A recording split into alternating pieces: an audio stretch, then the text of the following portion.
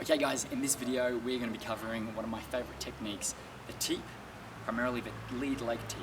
Now, what the jab is to boxing, the Teep is to Muay Thai.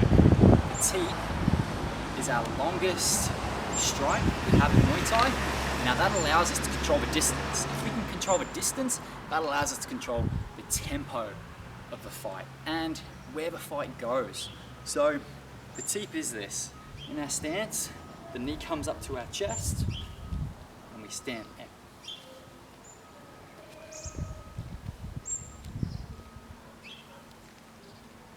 Now there's multiple ways we can throw the Teep. We can throw it from a defensive standpoint and an offensive standpoint. To start with, we're just going to throw it from a defensive standpoint. So what that means is I'm standing here, my opponent steps in towards me to throw a strike. Let's say, for example, they're stepping in to throw a jab or a cross. My right foot is going to be heavy, glued to the floor. So about 80 to 90% of my weight is going to be shifted towards my back foot. I'm going to be very light on my front foot. This allows me to quickly bring my knee up to my chest, stamp out. Now you guys should have already seen Jack demonstrate this in one of the stance videos on our basic stance. If you haven't seen that, go back and watch that video. But heavy on our back foot, light on our front foot, just bouncing this front foot. Really, really, really lightly. From here, knee comes up again, to my chest, I stamp out, I control down. What I don't want to do is fall down. If I fall down and I overcommit, and I miss my opponent, then there's a good chance I'm going to be countered. So from side on,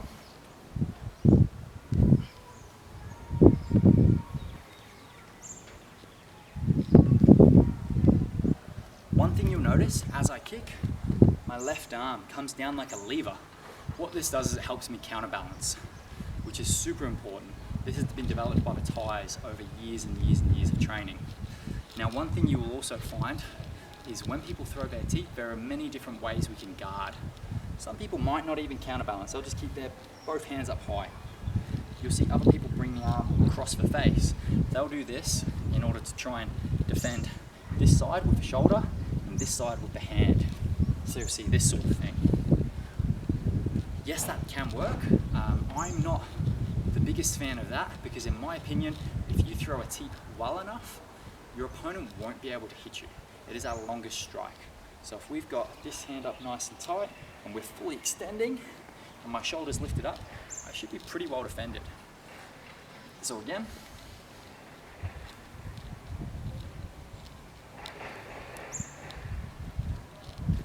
now, our attacking Teep is where, let's say my opponent is outside of my teeping range, I can't hit them, I need to step in and then throw the Teep. So, I'll do a few from side on. Our step is going to vary depending on the distance between me and my opponent. Sometimes they might just be just outside range. What I'll do then is I'll take a short step in line with my front foot, and as I take that step, instead of stepping like this, I step with my foot already pivoted, anywhere from 45 to a 90-degree angle.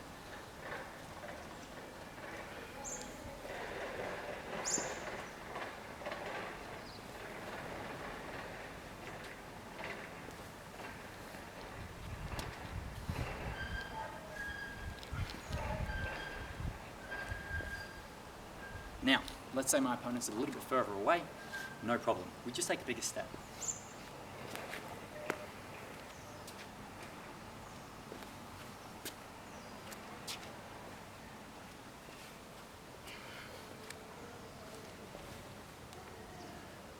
Now you'll see majority of the time when I throw my Teep, I'm really, really conscious of throwing it, bringing my foot back to a balanced position.